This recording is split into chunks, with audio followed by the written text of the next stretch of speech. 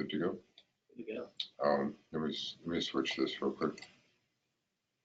That's wrong, right? Or is that right? That's right. Okay. All right, great. All right, guys. I'm going to give you Rabbi Mark. Woo! Where's my bottom questions though, Dave? Just make sure. I got it. So, Dave, do you want to start? Just let everybody know. hi, everybody.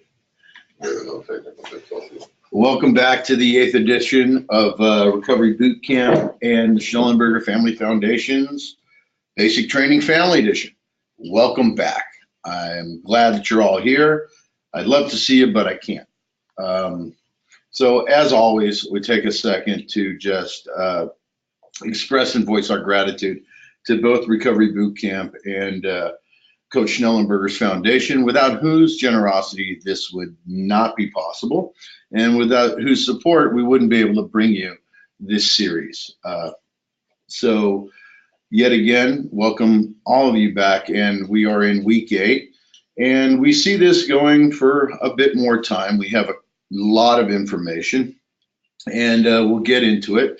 But quickly, let me introduce my colleague and friend and executive producer, Dave, who will handle all your tech things and some basic house cleaning.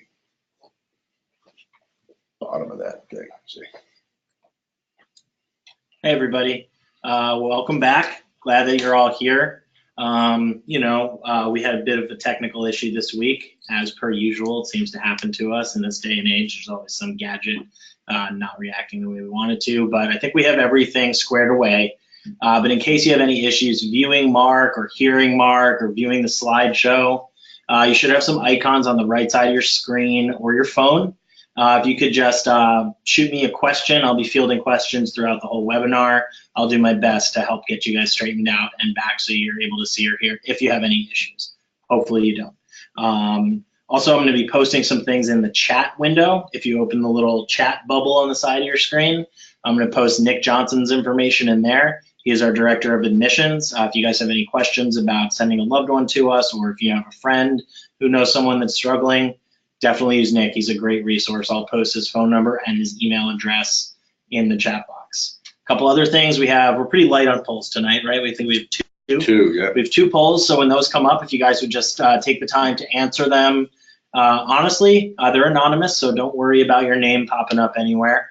Just answer the poll questions as quickly as you can, and that way we can get to the results and Mark can continue the discussion promptly. Also, we're going to be doing Q&A at the end of the webinar. So if you guys want to send me your questions while Mark is talking, I'll do my best to have Mark answer them live at the end.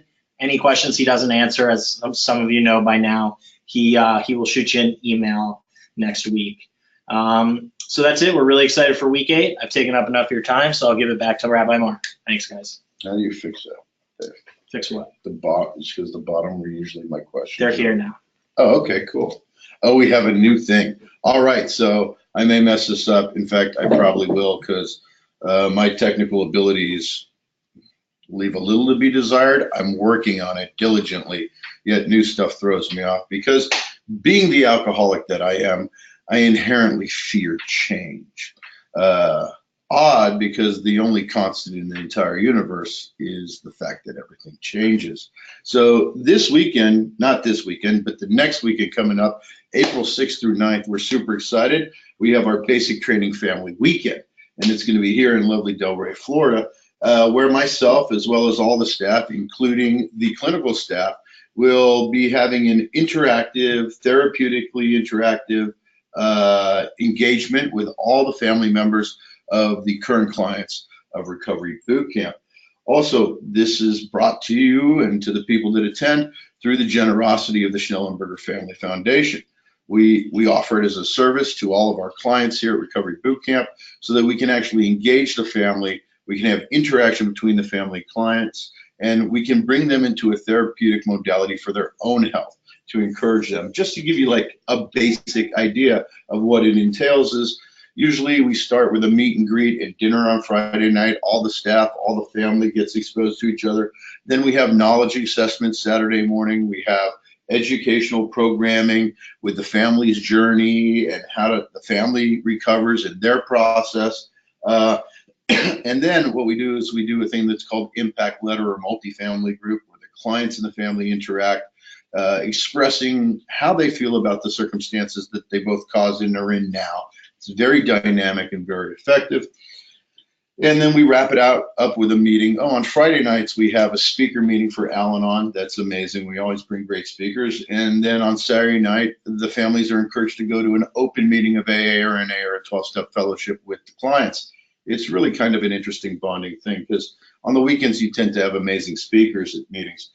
And then we close Sunday, we do a whole really in-depth question and answer period. We talk about enabling, we talk about compassionate communication and the proper way to communicate how you feel without projection of anger and finger pointing. And then we close with lunch and have a full Q&A afterwards and end in the afternoon on Sunday. And it's really an amazing kind of a circumstance. Also, I'd like to extend an open invitation to anyone watching who happens to be in Delray at any given time. We absolutely encourage you to come visit our facility, come talk with the staff, come talk with me, come tour the facility and see where we are, what we do, and how we operate. We would love to welcome you all to pop in during clinical business hours. So let's get right down to it. Last week, we stopped on slide 72.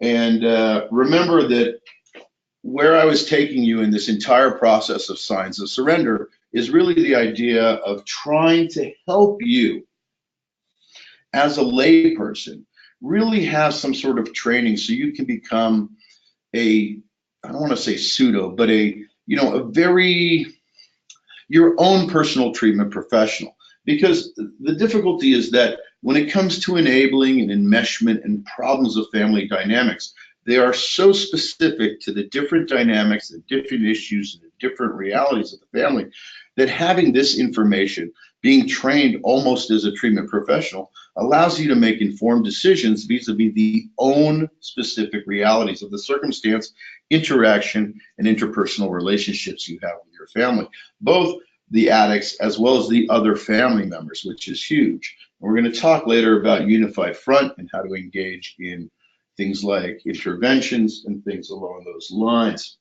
So you can create these solid boundaries, you can adjust them to the particular circumstance, and that's what we're going to do. So let's jump right back in it. A quick review of slide 72. We were on the concept of willingness to follow direction, and we had a quick discussion about the difference between free will and self-will. And a lot of people thought that they were similar. And I gave you the brief definition. If we accept the premise that for this argument, the word will in essence means a choice or the facility to manifest that choice, then self-will is in fact choices based on self. And the problem with the alcoholic, I've gotten a lot of emails and questions talking about how I don't know my child, and it's true. And one person sent me a beautiful email that said that they say I don't know them, and I realize that I don't. And that's what happens because the persona, the addictive persona that's been inculcated and absorbed by this person for so long has really in fact made them somewhat of a different person. And that person is inherently fraudulent because it's who they want to be. So self-will is when they make choices based on that faulty information. And any choice that is based on bad data is probably going to be a bad choice. And it reflects in this delusional identity, the fraudulent self, and the bottom line of, don't you know who I think I am? So let's move on to further this discussion. Back to this idea of willingness to follow direction, and again, in the idea of free will versus self-will. So let's talk about choices, specifically when we enter recovery. So those of you that don't know what a Hobson's choice is, I'll give you a chance, but really, this is what happens. When a person enters recovery, they're in a Hobson's choice. And a Hobson's choice, I think it was in the 1600s, there's a guy named Hobson, he had a livery stable, he rented horses outside of London, and it was a circular stable with multiple stalls. And people would come in to do business and they'd bring their cart and their oxen, they'd park them in his oxen parking lot or whatever was going on back then. And they'd walk in and they'd see 12 stables with horses, and they thought they had an amazing variety to choose from. And Hobson said, okay, go outside, I'll get you your horse. And what he would do was bring the one directly from one side of the stable and then rotate all the stock. So a Hobson's choice is in essence an idea of thinking that you have a choice, when in essence the circumstances surrounding the choice that you're making really dictate that choice. It's almost as though you have a choice that is no choice at all. And what does that mean for a person coming into recovery? You can ask a person, well, do I want to get sober? Did I choose to come to treatment of my own? And many times they'll say yes, right? But in essence, really what they're choosing is not to come to treatment, because they really have no idea what that is. And what they are choosing is choosing to not have the life and the drama and the trauma of their experience of late. They're choosing to leave that behind. So in essence, their choice is dictated by a circumstantial reality and environmental factors. And it's interesting because those type of choices are not fettered by this idea of delusion or denials. So in essence, the Hobson's choice is almost the first free will choice that they make. Because in free will, if we accept the idea that self-will delusions are choices based on what I know about self, and that tends to be faulty or fraudulent information, then a free will choice is inherently unclouded by that delusion, unclouded by the denial, and usually is made with the full grasp of the facts at hand. So oddly enough, even though the first choice to enter recovery is a Hobson's choice, it's actually a free will choice in a very strange way, because they're making a choice to reject what they know. So they do have the facts, right? And they are basing it on fact as opposed to an opinion, an emotional ability, which is the up-down oscillation of emotions. So let's move on to the next idea. Next idea, when we talk about surrender, is the idea of not blaming anyone. And remember that what I'm presenting to you are signs. It's a scorecard. It's for you to get informed about really the change process, not in terms of the actual work in recovery, which we will cover in the next section when we talk about phases of treatment, but as a measuring stick for when you discuss with your family, when you see them face to face, when your loved one is near you, to actually have a guide to see how they are progressing in their own spiritual development and recovery growth. And one of the main factors that shows progress on a spiritual level is this ability to not blame others, right? No deflection, no misdirection, not, well, I did, but look at this guy, right? And that even includes blaming themselves, a deep amount of self-pity. And this is all predicated on the idea of resentment. So what is a resentment? Well, if we look at the Latin definition of the word, the derivation, it comes from a compound word, rese, which means repeat, and sentia, which means thought, thinking, or feeling. We are all sentient beings. So literally, what the word means is to think and feel over and over again, over and over and over again, to rethink or to refeel. And I'm an alcoholic, and inherently, the way you can judge whether I'm in the place of not blaming is whether I have culpability in my own circumstances. So what I do as an alcoholic who's active or still in early stages of recovery is when I replay that tape, that video in my brain over and over of the circumstance, every time I do a replay, I just slightly alter the circumstance of the video that plays in my brain, slowly but surely removing myself from complicity and culpability in the circumstance that happens. I alter them ever so slightly. I move them from fact-based to trauma-based in my head. And what in essence that does is it allows me to abdicate all responsibility for the circumstance in which I am in. Now, why would I do that? Well, simply because if it is not my fault, then I now have an absolute rationalization for my retaliatory behavior. In other words, if I am the victim of a universal conspiracy, then I absolutely unequivocally have the right to behave any way I want. I got a question last week. that asked if addicts were prone to believing conspiracy theories.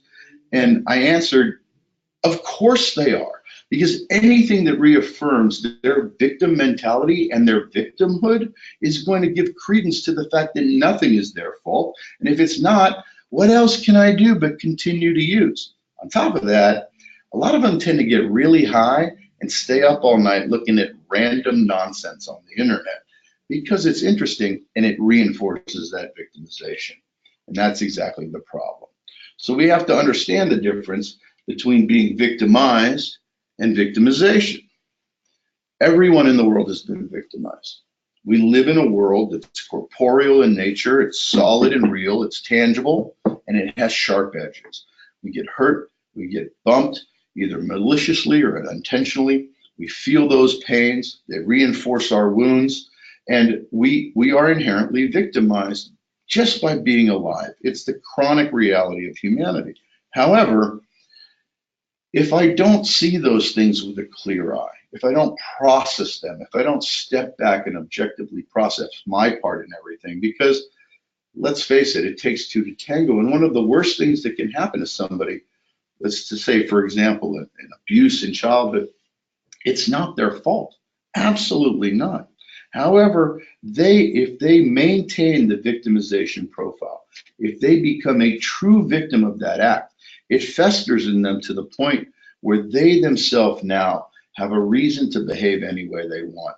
And what we know clinically is that the vast majority of victims of abuse, without proper psychological work, without proper process work, without the proper way to do trauma work behind those things, the probability that they themselves become victimizers is great. I'm not saying that someone who's abused when they're a child becomes a child abuser. They manifest that same type of victimization in different ways. It can come out in relationships or all different kinds of things. But the process is repeating becomes from this inherent feeling of powerlessness, having no control of your life. And what you learn in that early age is that's the dynamic, and you become the victim of that dynamic. So the only way for you to feel empowered to overcome that is to turn the tables on that dynamic.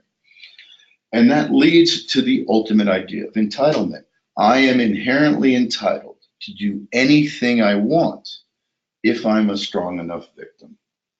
And that's the bottom line. So let's move on to the next one. So the next idea is the idea of not blaming others, including self, yet again. So let's ask a poll question really quick. So here's the question. Do you guys think that a grudge is different from a resentment? You don't have that one. Well, we don't have that one, unfortunately. So think of it in your head and telepathically project the answer into my brain. And I'm going to say, survey is ending, 50-50. Let's go with that. Okay, I totally just made that up. So let's look at this. So we got these resentments, right? And remember, resentments are rethinking and refeeling, and they come from this deep existential pain.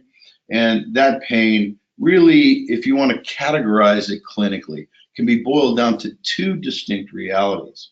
One is abandonment, which is either real or perceived, and the other one is rejection, again, real or perceived. Remember, I'm not saying that anyone abandoned anyone. What I'm saying is the addict themselves has the feeling of it, whether it was real or imagined. And remember that initially when we started, we talked about this idea of trauma, that trauma, real or imagined, is the same trauma as experienced in the brain of the person that has it, right? So the resentments are based on abandonment or rejection, which literally in layman's terms means not getting what I want or someone else taking what I got. So what's a grudge? Well, a grudge inherently comes from a resentment. The resentment is conceptual. It's marinating, right? It sits. It's that low rolling boil that sits in our consciousness. But the grudge is what starts to manifest when we start to get motivated to do something about it. either to act out or take something or harm someone else or steal something or entitled to this behavior or that behavior. That's where the grudge comes. And alcoholics and addicts are superlative at holding grudges and polishing them and putting them up on the mantle. And every time they walk by, I'll get to you soon. I got that grudge. Because the resentments from abandonment and rejection, right, which is not getting what I want or someone taking what I have, but the grudge comes from what was done to me, the actual thing. So it's not what I perceived I didn't get or I perceived what was taken. Now there's a victimization involved. So now I know what was done to me. That's one end of the grudge. The other end of the grudge is equally as insidious, and it is what was not done for me. I have an expectation of how I should be treated either by a parent or a friend or a girlfriend or a lover or whatever. And when it doesn't come that way, that resentment turns into me demanding and doing something behind it, right? Like what was not done for me. And it's a basically flawed premise, because what it means is that I expect you to act the way I want you to by reading my mind without me even telling you. And even if I did tell you, it probably wouldn't be a very good suggestion. So how we get to the not blaming is we get to this idea of self-forgiveness. Once we unpack all these things, and this is a really big part of the curriculum at Recovery Boot Camp, what we do is we take them through the steps with their sponsors. We look at the concrete way the steps work and the spiritual results that are come. There's a criteria, an action, and a result. And we unpack those to get to the point where we see that we can separate shame from the guilt of the reality, when before they were integrated, when it was about who I am, not what I did. And that starts to bring the idea of self-forgiveness. And self-forgiveness starts in step 4. And it starts in step 4 when I do an inventory and I start to see not just what I've done, but I start to see it as a pattern. And those patterns are inherently based on certain delusions and ideas that I have that are fear-driven. And I start, in essence, to deconstruct the shame, because what I see, I have this glimpse, and this is what we bring to the table. I have this glimpse that I'm a decent man, not a horrible man. I almost said the S word. Not a terrible man. I'm not a bad guy. I'm a good guy who has a disease. That disease creates a psychological, neurological reality where I do bad things. Because the truth is people come to recovery when their knowledge of who they are and the knowledge of how they act start to smash together. That tension creates the existential crisis that causes them to change or die. And that's really what we talk about when we talk about true bottoms. Then I look at step 5 through 8, which is the transference of this shame into a pathology of guilt. Because guilt is not necessarily bad. It's my internal moral compass that I'm redeveloping through the spiritual paradigm of the steps and therapy. And what that does is allows me to understand that these things make me feel bad because they run contrary to my authentic persona, me being a child of God. And so that becomes the motivator to not do them again, in essence, right? And it's interesting because we look at step 5, and the wording says that we share with God, ourselves, and another human being the exact nature of our wrongs. The exact nature of what I did is not what I did. It's why I did it and why I continue to do it, even when I knew that the results would be detrimental to me. And then we end up in step 9. The arc of step 4 through 9 is the arc of deconstruction of shame that ends with self-forgiveness. And the self-forgiveness comes when I actually get into the process of fixing the things that I damaged and broke.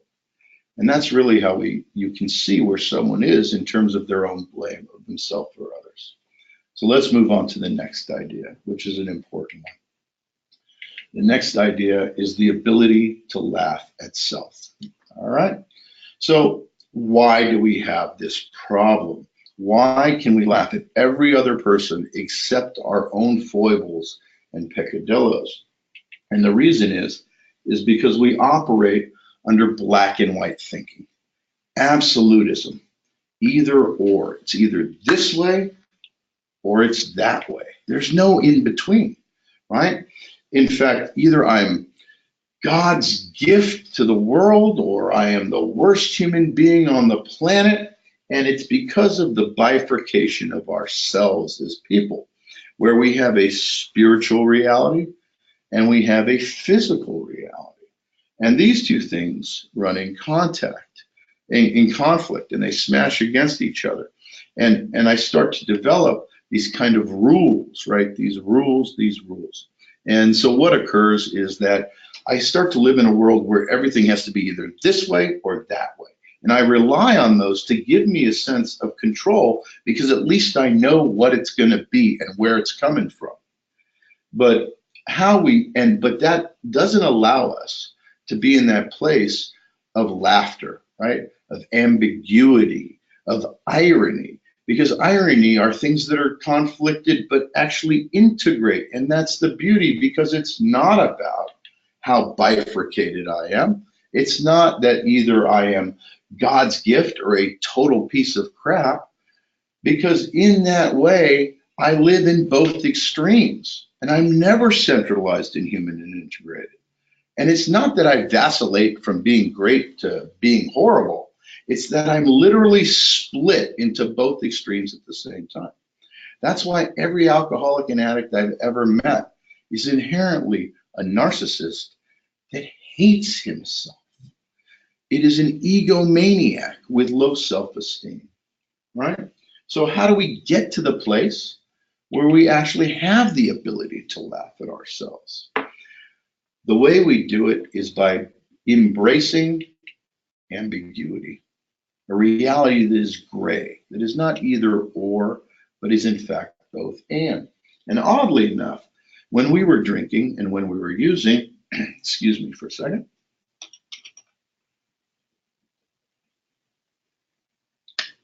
everything was black and white for us. And I mean everything, with one single exception: our ability to recognize and admit our own drug addiction and alcoholism. That was always gray. It's like, well, maybe your friend will tell you, you drink too much. No, I don't really. Watch, I'll prove it to you. And I tried to drink like a gentleman. Like, who tries to prove they're not an alcoholic by drinking, right? I'm lonely, and I'm going to go isolate in my room and get high. I mean, who treats loneliness with isolation? I'm kind of sad. I don't understand. I know. I'll go drink some alcohol, do some heroin, ingest some depressants, because that's a solid solution for depression. No, it's not. But these things is the only area where you allow ambiguity, where we allow the irony to sink in for us. And that keeps us from ever stepping over that line in our brains of addiction. The truth is that the entire world is not either or, it's both and. And when we get sober, we have to start to see the difference. Everything that we thought was black and white is actually ambiguous. And the only thing that we thought was ambiguous is now black and white. Our line of abstinence and the absolute necessity of admittance of being an alcoholic and drug addict is unmovable. It stays in solid and black and white our entire life. Everything else is negotiable. Unfortunately, early on, we lack the capacity to negotiate within our own brain. So what do? We have to rely on our peer group and our sober support and our sponsor and our treatment professionals and the counselors and our clergymen, everything. So we find the ability to negotiate those dilemmas with the people around us that have our best interests at heart. And that's also another one of the amazing things about Recovery Boot Camp, is that the community idea is so strong. In fact, just a few days ago in the evening group, I did for 3 hours, we did a group inventory. Instead of inventorying yourself like a 4-step, as a group, we inventoried the group to see whether they were loving and divisive or caring or peacemakers or took other people's inventories. And this causes the cohesion of the group to develop unity.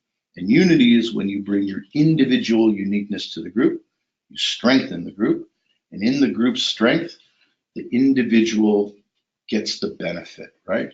You look at it in terms of diabetes, right? If a diabetic doesn't take care of their body, right? What happens? Their extremities are the first things to fail. And we as individual addicts and alcoholics are in fact the extremities of the body of our community. And so we come to this idea, and that community allows us to have other information and laugh at ourselves, right? So we need to see that our abstinence is the only black and white, and everything else is negotiable with the proper information. Let's move on to the next stage, the next measuring stick. Excuse me. Did I miss it? No, I didn't miss one. Okay.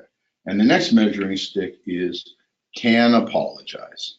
This is a huge one. That I can actually feel bad for the thing, not for who I am, understand that I am wrong, and try to correct that. Genuinely apologize. And I know it's hard for some of you to hear because I'm fairly sure you've heard the words I'm sorry a million times without change. The difference in recovery is that the apology is not just contrite and it's not a manipulation. It's a truth about how I feel, and with that comes the motivation to change. And this really becomes manifest in steps 8 and 9 before we make amends. And to get back to a quote that I gave you before when we had a question about why we're alcoholic, there's a line from step 4 in the 12 and 12 on page 53. Excuse me, and it says the primary fact that we fail to recognize is our total inability to have a true partnership with another human being. So if I live a fraudulent persona and I have to lie to you to get you to like me, I'm not going to have a good relationship.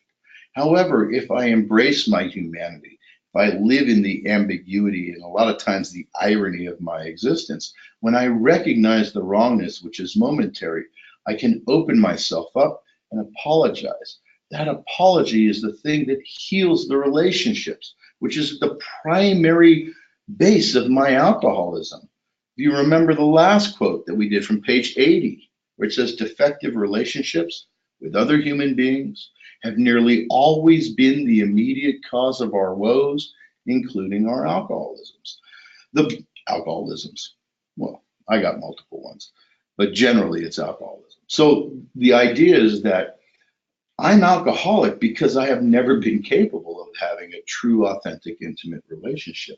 My ability to apologize and be human and have empathy and cause cohesion is a thing that makes me inherently human and makes me part of the thing I've always wanted to be a part of. And in that, I develop relationships and it changes my entire persona. And we see this completely envisioned in the 10th step. The 10th step says, continue to take personal inventory. And when we were wrong, we promptly admitted it. It doesn't say that when we were sorry, we promptly admitted it. When I'm wrong, which is generally a mistake, not because I'm a bad person, but because I'm human, I correct that wrongness because I don't want to be wrong, because I want to be a part, right? Rightness comes, or righteousness. If you look at the word righteous, right us, it is the right us, the right usness. For that to happen, I have to be willing to take that step. The next idea that we have in terms of surrender is this idea of being interested in inventory. Because all these other things can occur unless I honestly look at my own level of moral and ethical behavior.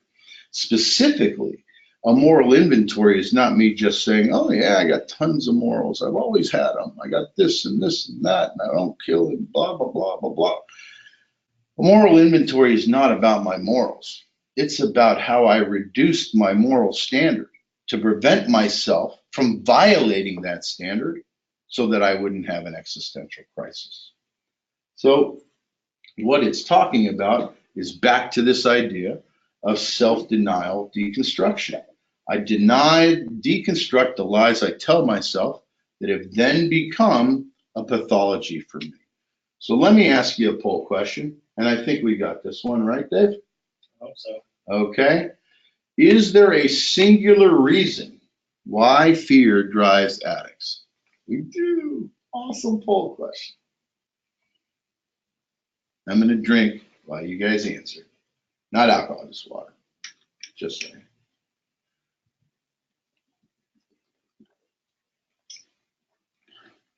So the question is, there inherently kind of like a single focus driving fear that really makes us do what we do.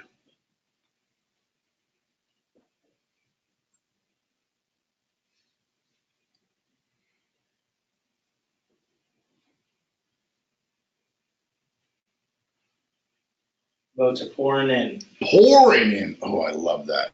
See, if you tease them with the poll and make them wait, then we get a good response. Nobody ever accused me of being a bad manipulator. Trust me.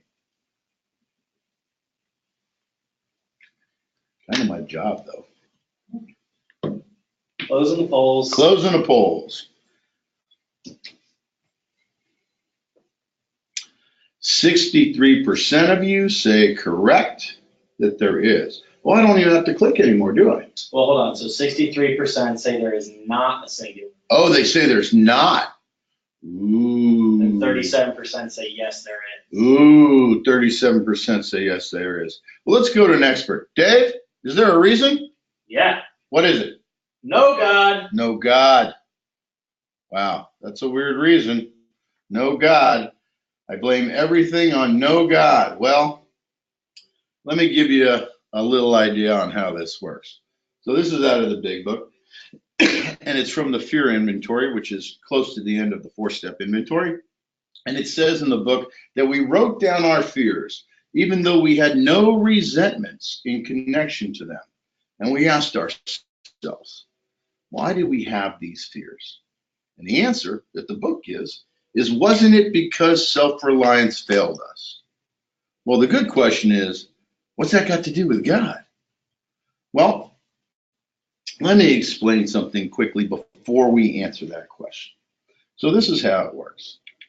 There is a pathology in fear. It's linear when we do the 4-step. And what we uncover is we start with a specific event that we're resentful at. We then unpack that event, first by understanding the fear that drove it, right? Not being good enough, unloved, unattractive, whatever it is, right? We go through, we find the fear by taking that single event, expanding it into a general reality of a fear, and then we recompress it back into our behavior, how we did, in essence, the things that we resent to the person we resent and everybody else. And we do it by sussing out the fear and understanding the fear creates a delusion, a lie, almost like an operating system or a template.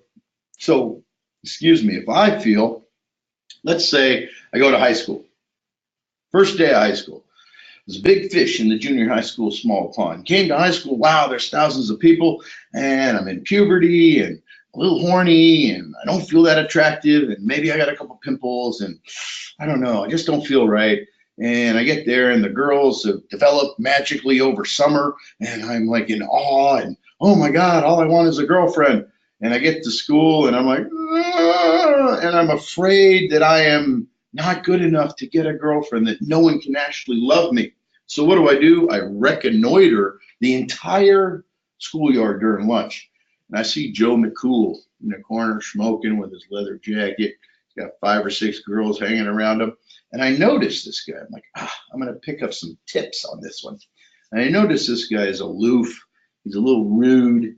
He doesn't really talk about the girls or their feelings. He's just too cool for school. Whereas me inside, I just want to run up to Susie and go, you're so pretty. I love you. Can we just go out on a date? And she'd laugh at me. So I look at Joe Cool and I see his technique. And so I develop a delusional idea. And what is the idea? Well, you got to be a little jerky, a little aloof. You got to dress cool. I can't be myself. I got to be somebody else to attract these girls. So what happens? I start to practice that, and I develop an attitude. And this attitude allows me to convince myself that I'm cooler than Joe. Yeah, this can happen. I can totally do this. But because Joe Cool is here, and I see myself here, my attitude cannot be equitable with Joe Cool's because I already feel inferior. It has to be just a little bit higher. So what occurs is I develop this attitude, and that attitude starts to dictate my actions, where I'm a little extra aloof, a little bit more than Joe, a little bit more of a jerk than Joe, a little bit too cool. And what happens? I start to have those behaviors. And I finally get Susie in the corner. I'm like, hey, what's up, girl? Why don't you come hang out with me? Because, I ain't doing nothing, and I got a minute. It's not like you all that important. And she grabs me by the collar and shoves me away and goes, no, because you're a huge jerk. So what happens? I have a fear that's not based in reality, in insecurity. It causes me to tell myself a lie that becomes a template, which makes me have an attitude and a behavior that makes me behave in actions that backfire because they're overcompensations. And when that backfires, all of a sudden, the fear of insecurity and not being good enough, which was only theoretical, now comes true. So let's jump back to the answer that Dave gave. No God. Well, because that pathology is linear, but if we unpack the circle, we see how it happens. It always starts with not good enough, the top fear, existential fear of inferiority. Well, if I'm afraid of not being good enough, what am I afraid of really? The result of that, which means no one will like me. I will be unlovable. And if I'm afraid of that, what I'm actually afraid of is that I'll be alone. And if I'm alone, what I'm genuinely afraid of is the emotional pain that I will feel being alone. And if I'm afraid of that pain, I know it because I'm afraid of what I do when I have that kind of pain, which is I drink and get high. And if I'm afraid of drinking and getting high, it's because I know that that will kill me, which means I'm afraid of death. And if I'm afraid of death, it's because that inherently remains an unknown, and I'm afraid of the unknown. And the only reason I'm afraid of the unknown is because I do not believe in God. For me, there is no God. And if there's no God, then I have to be self-reliant. I have no one else to help me. And when I do things on my own because of the way my brain works, I always fail. And that failure makes me feel not good enough, and the entire cycle starts off.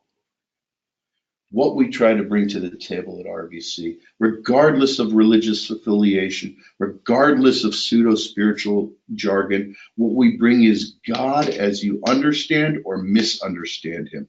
Because the idea of value in the system of the universe as an individual and a human can break that cycle that occurs within moments before every decision we make as an addict and alcoholic. That's a great slide. Just saying. Did we get some questions on that slide? We got some questions for sure. Ah, cool. All right. So when do you want to go to questions? In like 5-10 minutes? Yeah. Perfect. So let's cover a couple more slides. Because we actually are trying to get to 82, which was our goal. That's only 3 more slides. So let's do it. Slide number 80. One of the big things that we have that is a very good marker and measuring stick of where we're at in recovery is we no longer have concern over why am I an addict or alcoholic? Why would we? We've done some steps. We've been elucidated to the fact that my primary problem is I can't have relationships with other human beings, and right before I'm getting ready to fix them, when I'm compiling my list of all the damage that I've done to make amends in step 9, the 12 and 12 tells me, see, defective relationships with other human beings have always been the cause of your problems, including your alcoholism. So now I know why I'm an alcoholic. I don't try to tie it to a single event that I created, remembered in a bizarre way, that if I could just go back in time and flick the magic switch, everything will be different. That's what regret is. Regret is wishing that a different moment could have occurred. It couldn't, because they did. So we don't look at that. Why am I an addict? What we look at is, what do we do when we have it?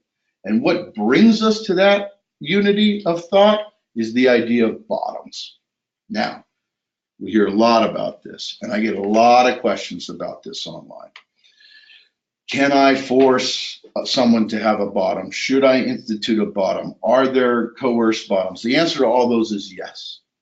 But those particular bottoms that we're talking about is what is called an external bottom. And a lot of times this is a problem, because when people come in, remember we mentioned at the beginning, people come in, they're like, well, I'm an addict, not an alcoholic. I'm an alcoholic, not an addict. I can't identify, because if I go to an NA meeting, say I'm an alcoholic, I get dagger eyes. And if I go to an AA meeting and say I do drugs, some old timers will be like, we don't talk about that here. Well, that's all nonsense, because there's traditions actually, which are spiritual guidelines for how we interact. And that's people's opinions, which I don't really care about. I care about the facts. So we have this conflict at times. Well, you know, I was living on the streets and, oh my God, I got kicked out of my dorm room in my first year in college because I smoked too much weed. So now I'm in treatment because my mom made me go, and I don't think I had a problem. And the junkie goes, yeah, you didn't shoot dope in your neck and you weren't living behind a dumpster. And there's some bullshit hierarchy that exists. That's because people look at the circumstance. They look at the external reality. But remember what we said, that if you can't make a choice, if you're in a Hobson's choice to come to treatment, coming to treatment may be that first free will, but all the other decisions you made up until that point were self-will driven. That means they were choices based on you, and the information you had about you was faulty, which is situational in nature. We're not talking about those situations, because the truth is, the guy living on the street who's shooting dope in his neck and eating out of a dumpster has a state of incomprehensible demoralization. He feels complete and total hopelessness, because that is an internal reality.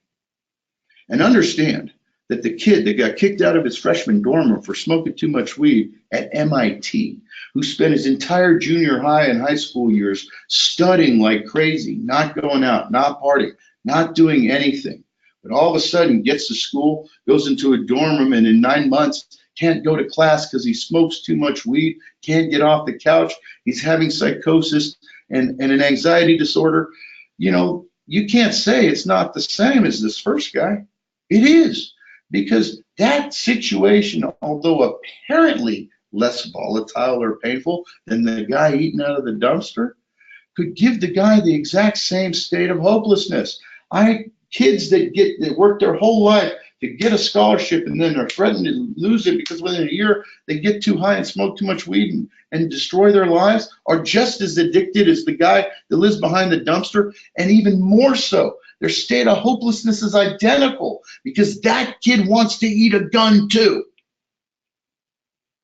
So how are you to judge one to the other on the external circumstance, when the truth is that all bottoms are the same? Because we have a unity in hopelessness. We have a unity in incomprehensible demoralization, because it doesn't matter your circumstance. What matters is, did it make you hopeless? Let me give you an example. I stubbed my toe on the way to the bathroom in the middle of the night in the dark, and boy, did it hurt. Have you? I can just see you guys going like this, because it did hurt. Here's the question. Whose hurts worse, yours or mine? Well, I'm going to say mine. And if you're honest, you'll probably say yours. But the truth is I have no way to know how you feel and experience pain the same way you don't have it for me. Which means that the truth is the greatest unifying fact, which eliminates the concern over why I am an addict or why I am an alcoholic or any of that conflict, is the suffering of abject hopelessness that we both felt brings us together, because that's identical. That's the beauty of the whole thing. And what that does is inspires commitment to the program, because now I found my people and I am with them and they give to me. And that commitment is an interesting reality, because we use the term commitment in recovery strongly because it's past tense. I made a commitment, whereas promises are future tense and can be violated a lot. This moves in. I think we might have to stop. We got a quick one. It's going to Okay. close it right out. Cool. This moves into the continuum. So sobriety stops being an event. That idea of commitment and identity brings me into the continuum. And when I reach that place, the external commitment that was situational, that drove me to recovery in the first place, now becomes internal, where I have situational realities. I start to see the results of my choices, and I can decide to want what I'm getting, as opposed to not want what I had. And that's the internal commitment, where it shifts from external through the situational realities into the internal, which is motivational realities. And let me close in the very last one super quick. We're just going to go to review this. Finally, you're able to be grateful. And gratitude is when you move from shame into guilt. It's not who I am, it's what I've done. And I start to build healthy guilt. And that guilt is this: I am a sick human who struggles and suffers to be a spiritual child of God, who desires to become well, but who has done bad things. And that occurs when I make amends. I start to heal, because finally I can be a person that can look myself in the eyes, because I can fix the things that I've broke. Beautiful. And we'll leave it there. So we're gonna do some questions. We're gonna try something new tonight. Uh-oh, something new. While I'm setting this up, I just wanted to let you guys know, if you have questions for Mark, please ask them now. Type them in now. If you try and type them in after the webinar is over, we're not going to receive them, so we're not going to be able to reply. So you have to at least get the questions in before we end tonight's webinar. Even if Mark doesn't get to them, he'll be able to answer them next week. But if you wait too long, he's not going to see the question. So just make sure you guys are doing that. No points off for spelling either. Well, maybe there's a couple.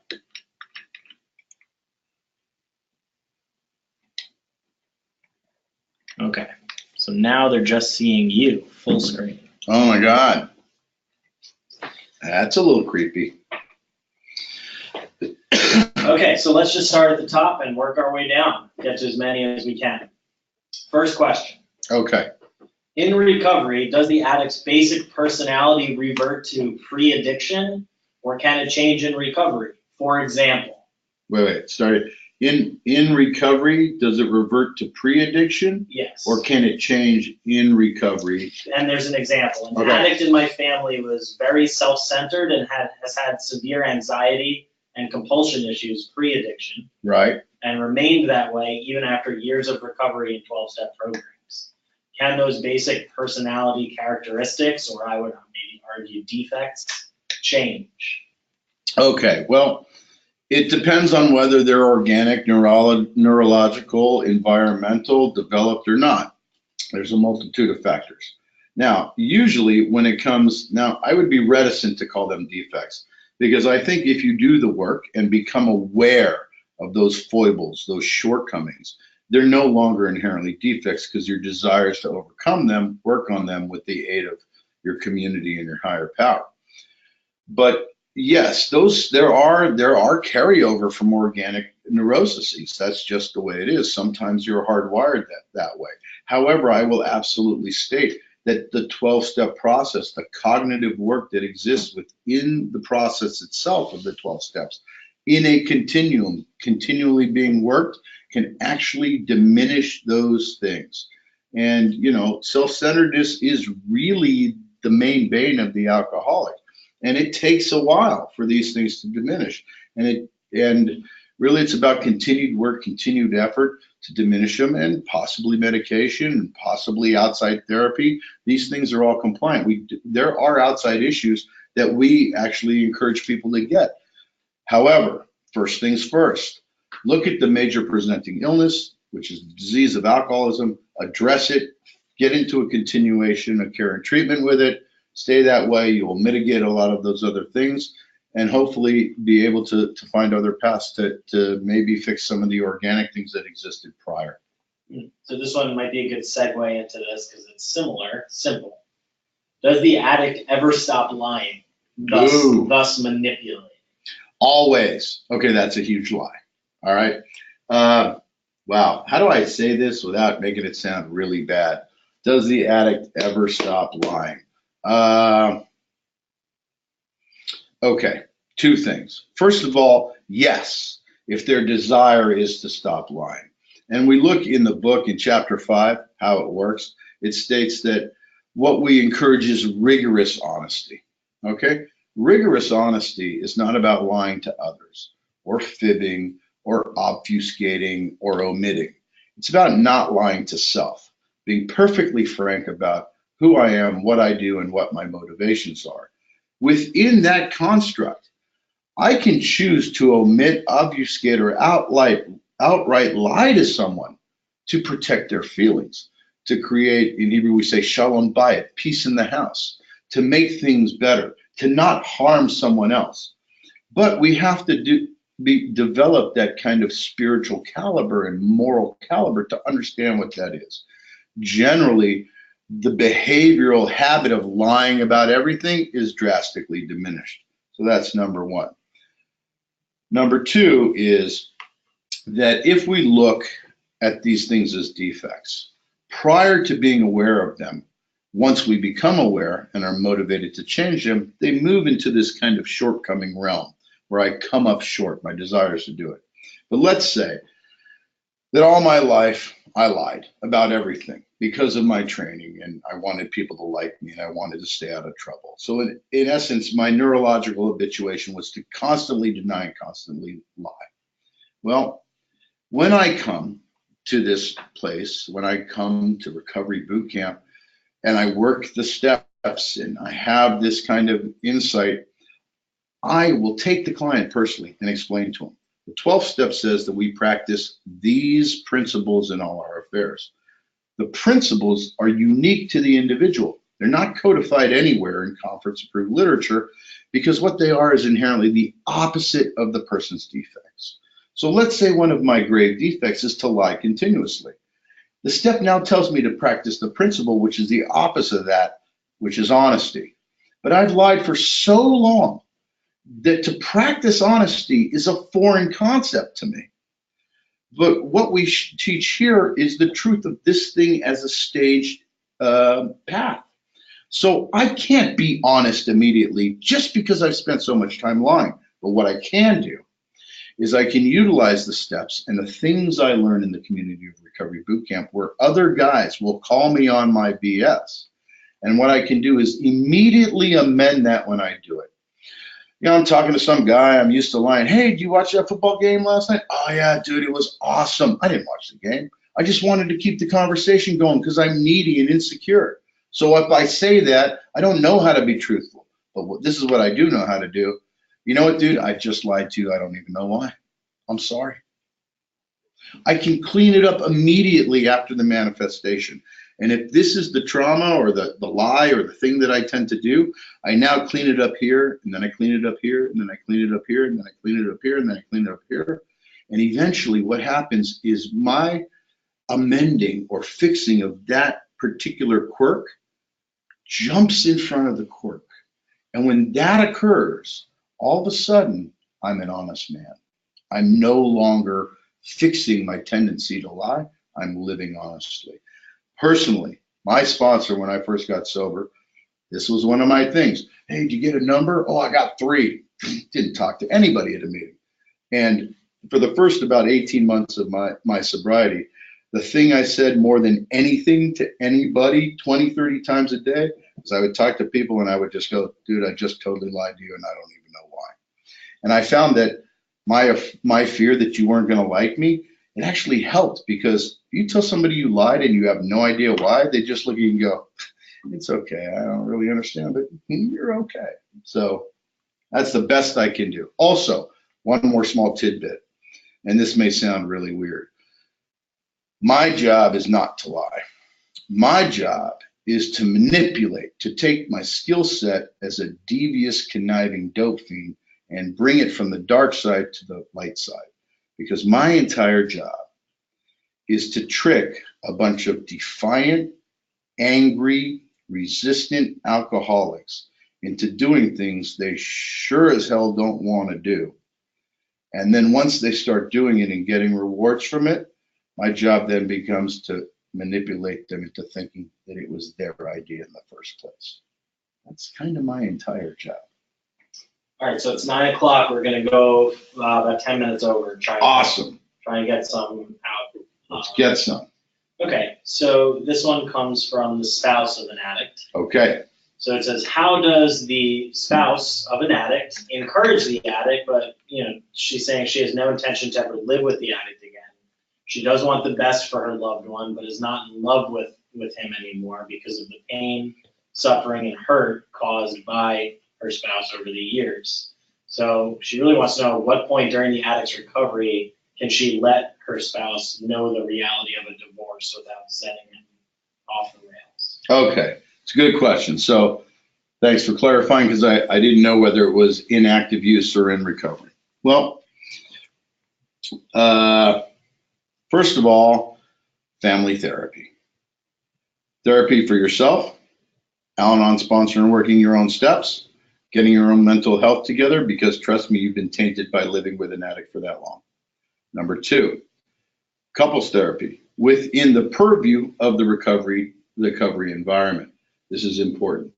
You need to have coaching, because here's the thing. If they freak out and get high, it's not your fault. It's not on you. It's actually on them, because it's not an addict's fault that they're an addict, but once they're aware of it, it is their obligation to get better. And after that point, if they decide to go back, now it's their fault. So the truth is, now, as a general rule, it would be best if they were in some steps. Specifically, through their 5th step, absolutely, and hopefully involved in an active 9-step, their process of making amends, owning their own truth, trying to fix what they broke. That may actually be the perfect time to do that. But again, seek professional advice, get with a therapist, get with your own therapist, get with their therapist, and have a session together, hopefully more than one, in order to do this, because it has to be done in a loving way. But you are absolutely not required to be in a marriage that has caused you pain, because things will change, right? And the truth is like I said, that's the only constant. So definitely be ginger about it, do it gingerly, get advice, get direction. And really, when the addict is in the 9th step, if they're really done the steps work and have some true self-understanding and internal knowledge, they will understand why they did it, and they will understand why you did it, and they will actually probably understand that it's what you have to do, right? That's the best I can do. And again, every case is different.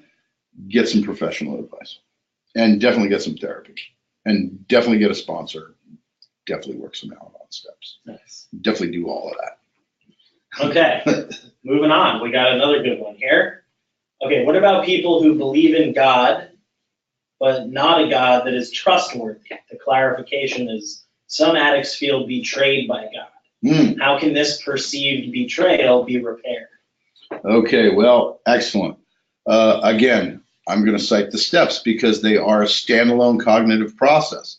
And so the beauty about AA for me is it forced me to become friends with a God I didn't believe in. Well, even though I didn't believe in, I resented for screwing me over my entire life. Just saying. And understand that that is not a unique understanding. Almost every addict I've met has that. So, I'm sorry, I got lost. Repeat the question again, the first part of it. What about people who believe in God, but not a God that is trustworthy? Right, not a trustworthy God. That's what I need. Okay, so again, the step works. The step work will illuminate your part in your own life and hopefully inspire you to go beyond that and rectify those things. Done correctly, as we do them here at Recovery Boot Camp, they will see that it is not in fact God who is untrustworthy, and it is not in fact God who has abandoned them. It is in fact they who are untrustworthy, they who are deviant and conniving, and they who abandon God. To believe in a God and blame him for your misfortunes is an interesting conundrum. Now, that doesn't mean you can't be mad at God and yell at him, because at least you're talking to him. And hopefully that understanding, that faith, and that belief conception will allow you to develop that relationship.